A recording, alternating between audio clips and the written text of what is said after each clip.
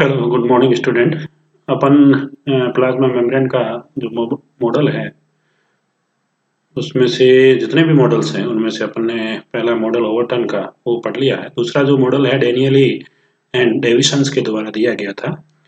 Overton model आपको शायद मैंने दोबारा पढ़ाया है और शायद समझ में आ गया होगा कि किस आधार पर उन्होंने ये कहा कि जो कोशिका है वो चारों तरफ से एक झिल्ली से घिरी हुई है और वो झिल्ली एक लिपिड की बनी हुई है जो कि फॉस्फोलिपिड्स है और फॉस्फोलिपिड्स के साथ स्टेरॉल भी पाया जाता है। उन्होंने कोशिका का जो ऑस्मोटिक कैरेक्टर है या ऑस्मोटिक प्रॉपर्टीज है और जो झिल्ली है उसकी चयन प्रागम्यता का होना, ये ओवरटन ने पता लगा लिया था। तो उसके बाद जो दूसरा मॉडल आया जिसको सैंडविच मॉडल भी कहा जाता है, जो कि 1935 के अंदर डेविसन और डेनियल के द्वारा दिया गया। According to this model, plasma membrane is a sheath-like structure composing of two lipid layer. इस मॉडल के आधार पर जो कोशिका झिल्ली है वो एक आवरण की तरह है, शीथ लाइक स्ट्रक्चर है जो कि दो वसा के स्तरों से घिरी हुई है। Sandwich structure composing of two lipid layer sandwich between continuous layer of protein. तो यहाँ डेनियल और डेविसन के द्वारा ये कहा गया जो वसा के दो जो स्तर है वो दोनों तरफ से किससे घिरे हुए, प्रोटीन से घिरे हुए, यानी कि दोनों तरफ जैसे सैंडविच जो आप एक खाद्य पदार्थ है जिसको आप ना ब्रेकफास्ट में खाते हैं, तो उसी तरह जैसे दो ब्रेड के बीच में जो दूसरा ग्रेडियंट्स डले हुए होते हैं जितना अदर मटेरियल्स है फूड का खाने का, उसी तरह यहाँ पर दो ब्रेड है वो प्रोटीन है और उसके बीच में जो मटेरियल है वो क्या है, वसा है। तो इसलिए इसको सैंडविच मॉडल कहा गया डेविसन एंड डेनियल के द्वारा, यानी कि दो प्रोटीन के स्तर के बीच में जो दो वसा के स्तर है वो दसे हुए हैं। तो the composing of two lipid layer sandwich between continuous layer of protein. तो दो प्रोटीन के स्तरों के बीच में वसा के स्तर दसे हुए हैं या घिरे हुए हैं, उसको सैंडविच मॉडल कहा गया। किसके द्वारा, डेविसन एंड डेनियल के द्वारा। The stability of membrane was maintain, तो मेम्ब्रेन की या झिल्ली की जो स्थिरता है उसकी स्टेबिलिटी है वो किसके द्वारा नियंत्रित की गई थी, वो एक म्यूचुअल अट्रैक्शन है, जो परस्पर समान अट्रैक्शन होता है, आकर्षण होता है किसका, एक तो हाइड्रोकार्बन चेन ऑफ लिपिड्स, जो हाइड्रोकार्बन की बनी हुई जो चेन है वसा की उसके बीच में, और दूसरा जो इलेक्ट्रोस्टैटिक फोर्सेज होता है in between proteins and lipids.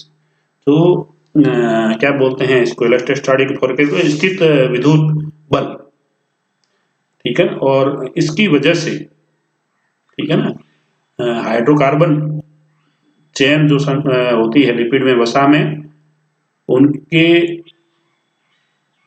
Maintain by the mutual attraction between the hydrocarbon chain of lipids. एक तो हाइड्रोकार्बन जो चेन है लिपिड की उनके बीच में आपस में अट्रैक्शन होना, दूसरा है इलेक्ट्रोस्टैटिक फोर्सेज बिटवीन प्रोटीन, जो विद्युत स्तर बल है प्रोटीन और वसा के बीच में होता है, इन दोनों की वजह से, ठीक है ना। एक तो म्यूचुअल अट्रैक्शन हाइड्रोकार्बन की वजह से, दूसरा विद्युत स्तर बल जो कि प्रोटीन और वसा के कणों के बीच में होता है, जिस वजह से जो झिल्ली की स्थिरता है, स्टेबिलिटी है, वो बनी हुई रहती है। तो ये जो मॉडल है जिसको अपन आगे वाली स्लाइड्स में देखते हैं, ये जो आप डायग्राम देख रहे हैं ये सैंडविच मॉडल है, और ये जो दिख रहे हैं ये क्या है, ये प्रोटीन के है, और वो प्रोटीन क्या है, ग्लोबुलर प्रोटीन है, आउटसाइड का ग्लोबुलर प्रोटीन, और कोशिका के द्रव की तरफ आने वाला जो आंतरिक साइड में होता है, आंतरिक की तरफ होता है, अंदर की तरफ होता है, इनर ग्लोबुलर प्रोटीन। तो ये दो प्रोटीन हो गए जो बाहर की तरफ है, उसके बीच में क्या है, वसा है। तो ये एक सैंडविच आकार का, मतलब सैंडविच के जैसा दिखाई देता है, आकार का दिखाई देता है, उस तरह का जिस तरह सैंडविच कैसे कंपोज्ड होता है, तो उसी तरह ये जो प्रोटीन है के बीच में लिपिड कंपोज्ड है, इस वजह से इसको सैंडविच मॉडल कहा गया प्लाज्मा मेम्ब्रेन का, जो कि डेविसन और डेनियल के द्वारा दिया गया। और ये जो बीच में दो स्तर है, ये भी लिपिड का स्तर है, ये भी लिपिड का स्तर है, ये फास्फोलिपिड्स के डी स्तर है, ठीक है। तो और ये हाइड्रोकार्बन जो चैन होती है वसा की, उनके बीच में अट्रैक्शन, और जो इलेक्ट्रोस्टैटिक फोर्स होता है, इलेक्ट्रो विद्युत स्तर बल प्रोटीन क्या लिपिड और वसा के बीच का, उस वजह से इसकी स्थिरता बनी रहती है। ये इनके डेनियली और डेविसन के द्वारा कहा गया। तो ये सैंडविच मॉडल है जो इनके द्वारा डेविसन और डेनियल के द्वारा प्रपोज किया गया, जो कि 1931 के अंदर डेनियल ये Harvey studied at the surface tension of the cell. तो इन्होंने पृष्ठीय तनाव जो कोशिका है उसके ऊपर इन्होंने अध्ययन किया। जनरली जो सामान्यतः जो सरफेस टेंशन है जो at the water oil interface, यदि पानी और उसके ऊपर ऑयल की बूंद है तो उनका जो सरफेस टेंशन है वो करीब करीब 0.01 से लगाकर 0.015 न्यूटन पर मीटर होता है। On the other hand the surface tension of, दूसरी तरफ उन्होंने ये देखा कि जो पृष्ठीय तनाव है कोशिका का वो नील है। वो नील इस वजह से है कि इनके बीच में जो फोर्स बना हुआ रहता है प्रोटीन और किसके बीच में, लिपिड्स के बीच में। तो यहाँ पर this low surface tension for the cell is attributed to the presence of protein in the plasma membrane.